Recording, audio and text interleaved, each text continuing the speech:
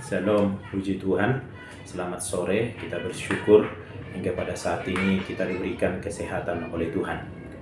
Besok hari kita akan beribadah kepada Tuhan, memperingati hari kematian Tuhan Yesus atau Paskah atau Jumat Agung, atau seperti apa saudara menamakannya, terserah saudara. Tetapi yang penting bagi kita yaitu kita merayakan, mengingat satu sejarah yang luar biasa, satu peristiwa yang agung di mana Tuhan Yesus menyerahkan nyawanya menjadi tebusan bagi setiap manusia yang berdosa. Satu cerita yang tidak bisa dilupakan oleh dunia, bahwa ada seorang anak domba Allah yang menyerahkan nyawanya menjadi tebusan bagi semua umat manusia. Pada saat ini saya ingin mengatakan yang walaupun kita tidak bisa merasakan persis seperti yang dirasakan oleh Tuhan Yesus pada waktu di mana ia mau menyerahkan dirinya disiksa, bahkan sampai disalibkan di kayu salib, bahwa itu adalah satu penderitaan, satu tekanan, bahkan satu siksaan yang sungguh sangat luar biasa, sampai Tuhan Yesus berdoa di Taman Getsemani, "Seandainya cawan ini lalu daripadaku ya Tuhan, tetapi bukan yang ku kehendaki, melainkan yang kau kehendaki." Saya percaya bahwa betapa luar biasanya penderitaan yang dirasakan oleh Tuhan Yesus sehingga ia berdoa seperti itu. Tetapi kita bersyukur kepada Tuhan karena Yesus menyerahkan kehendaknya kepada Allah Bapa di surga, sehingga ia melakukannya dengan sukarela, ia melakukannya dengan penuh kasih terhadap kita, sehingga ia mau mati di kayu salib. Dan yang walaupun kita tidak bisa ikut merasakan persis seperti yang dirasakan oleh Tuhan Yesus, tetapi saudaraku yang terkasih di dalam Tuhan, mari kita mengingat satu peristiwa itu menjadi satu ucapan syukur yang luar biasa dari hati kita kepada Tuhan. Itu sebabnya esok hari kita akan beribadah kepada Tuhan, karena seluruh dunia yang percaya kepada Tuhan akan melakukan hal yang sama, beribadah, bersyukur atas anugerah, atas pengorbanan Tuhan Yesus di kayu salib. Ada satu cerita yang ingin saya sampaikan kepada setiap kita tentang bagaimana kita tidak akan pernah bisa merasakan apa yang dirasakan oleh Tuhan Yesus.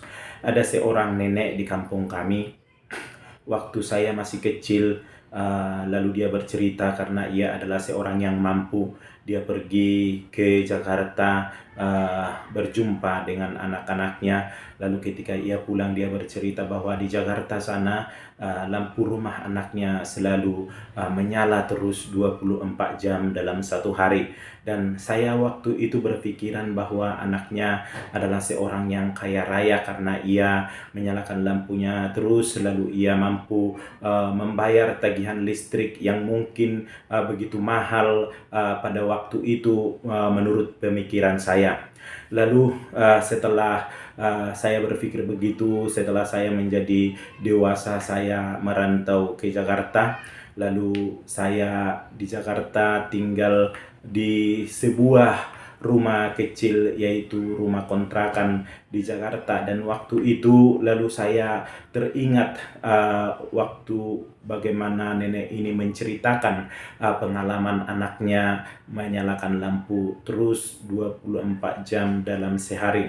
Lalu saya berpikir pada waktu itu di rumah kontrakan kami pun pada waktu itu selalu nyala lampu karena ventilasi rumah di sana tidak ada, dan rumah berhimpit-himpitan, hanya gang-gang kecil yang akses jalan untuk orang bisa masuk ke dalam rumah. Samping kiri kanan rumah, di belakang rumah, di depan pun mepet sekali, atau hanya gang kecil yang bisa akses ke dalam rumah itu, sehingga di dalam rumah itu gelap, lalu lampu menyala 24 jam.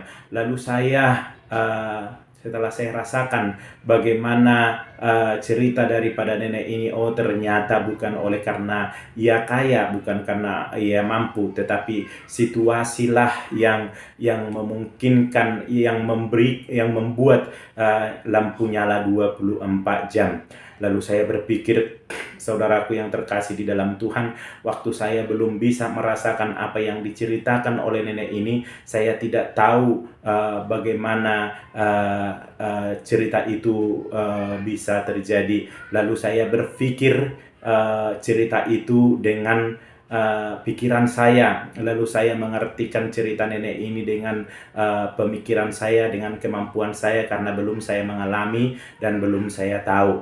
Nah, demikian pula halnya mungkin saudaraku yang terkasih dalam Tuhan, kita tidak akan bisa merasakan seperti yang dirasakan oleh Tuhan Yesus, atau seperti pengalaman saya bisa mengartikan dan memahami apa yang dimaksudkan oleh nenek tadi, karena saya mengalami. Setelah saya mengalami, saya bisa mengartikan.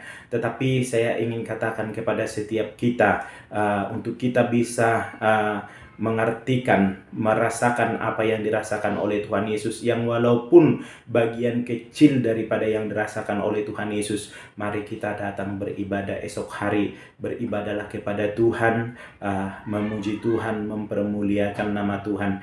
Maka arti Paskah itu bisa kau artikan, bisa kau rasakan, yang walaupun tidak seperti yang dirasakan oleh Tuhan Yesus 2000 tahun yang lalu ketika peristiwa ini terjadi. Dan saya percaya Tuhan Yesus memberkati saudara di dalam ibadah saudara esok hari.